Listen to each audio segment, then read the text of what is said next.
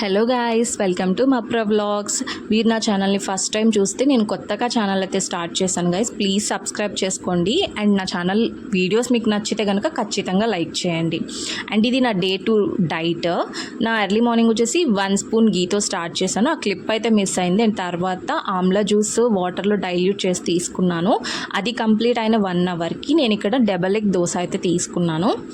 And ఇది తీసుకున్నాక 1 or 1:30కి నేను లంచ్ అయితే తీసుకున్నాను. లంచ్కి ముందు నేను కీర మ్యాండేటరీగా తీసుకుంటాను, కీర ఆర్ క్యారెట్ ఏదన్నా కానీ.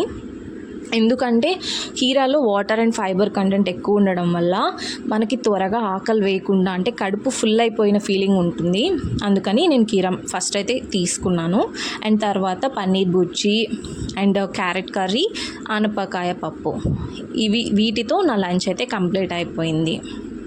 యాక్చువల్గా నేను పన్నీర్ బుజ్జి అనుకోకుండా చేశాను. ఎందుకంటే పన్నీర్ మ్యారినేట్ చేసేటప్పుడు కొన్ని పీసెస్ అయితే విరిగిపోయాయి. అవి మ్యారినేట్ చేయడానికి యూజ్ అవ్వదు కాబట్టి నేను ఇక్కడ పన్నీర్ బుజ్జి చేశాను. ఎందుకంటే ఆల్రెడీ 2 కర్రీస్ ఉన్నాయి కదా.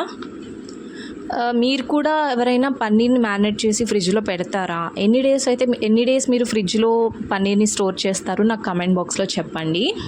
నేనైతే 10 days స్టోర్ చేస్తాను. అండ్ ఇక్కడితో నా లంచ్ అయితే కంప్లీట్ అయిపోయింది. అండ్ నేను తర్వాత మ్యాండేటరీగా కర్డ్ ఉంటే కర్డ్ తీసుకుంటాను, లేదా బటర్ మిల్క్ తీసుకుంటాను. అండ్ ఇది కంప్లీట్ అయిపోయాక 4కి వచ్చేసి నేను ఒక 3 స్వీట్ పొటాటోస్ అయితే తీసుకున్నాను.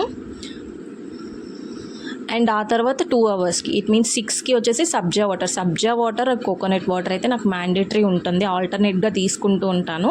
అండ్ ఆ తర్వాత స్వీట్ కార్న్ కూడా నేను ఒక చిన్న బౌల్తో అయితే స్వీట్ కార్న్ కూడా తీసుకున్నాను. అండ్ గురువారం అవడం వల్ల నేను 7 or 7:30కి టెంపుల్కి వెళ్ళాను. యాక్చువల్గా నేను 7 దాటాక అయితే డిన్నర్ తీసుకోను, బట్ ప్రసాదం కాబట్టి నేను తీసుకోవాల్సి వచ్చింది. అండ్ ఇక్కడితో నా డే అయితే కంప్లీట్ అయిపోయింది. అండ్ నెక్స్ట్ డే 8 దాకా నేను ఎటువంటి ఫుడ్ అయితే తీసుకోను.